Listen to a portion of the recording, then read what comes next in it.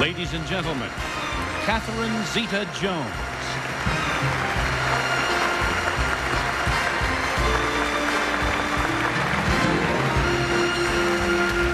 Thank you, and good evening.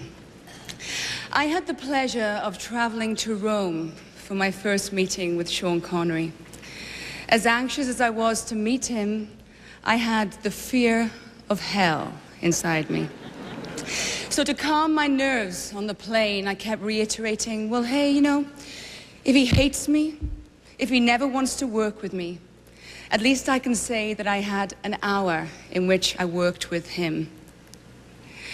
And Sean is a wonderful, charismatic man, a charisma that can transcend the screen into the real world.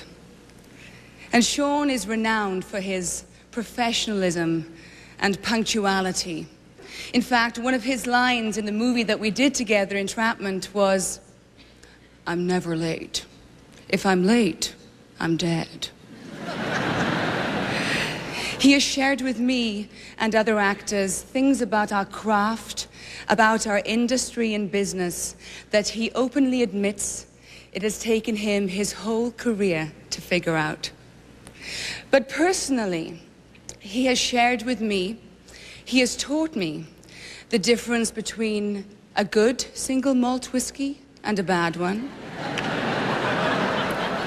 My dear friend Sean, as a fellow Celt, I am so honored, I am so proud to be part of your clan.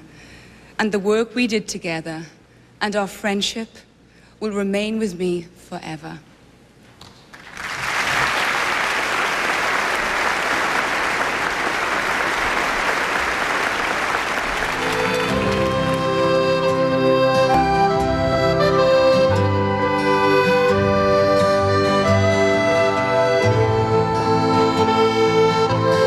His home was Edinburgh, a cold water flat in a working-class neighborhood. Thomas Sean Connery slept in the bottom drawer of his parents' bedroom dresser. He delivered milk before school, winning an extra penny or two with his smile. He left school and drifted through a series of day jobs and dead ends.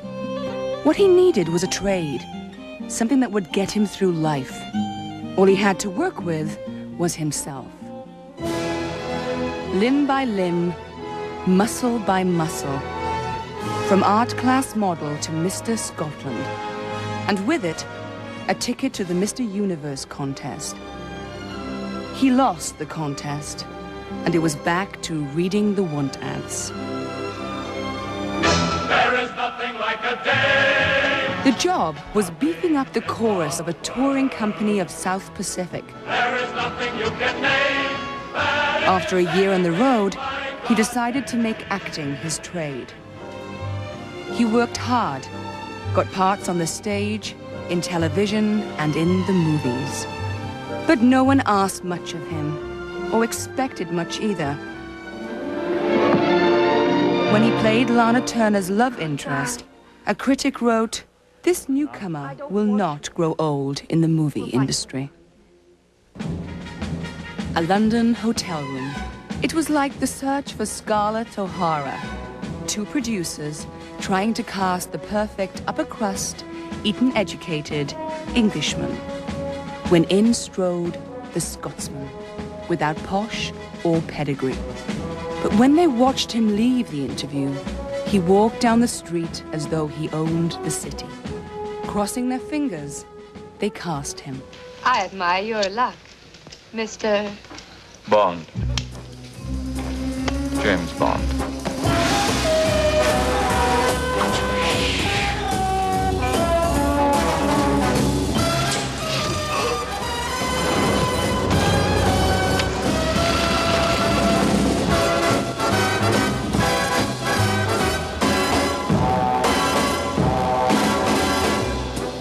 With one picture, he was an international star. After 7, a full-blown chapter in movie history. But the tuxedo became a straitjacket. To reclaim himself, he gave up the elegant 007 to become a beat-down soldier accused of mutiny. Now he could let the Scotsman loose.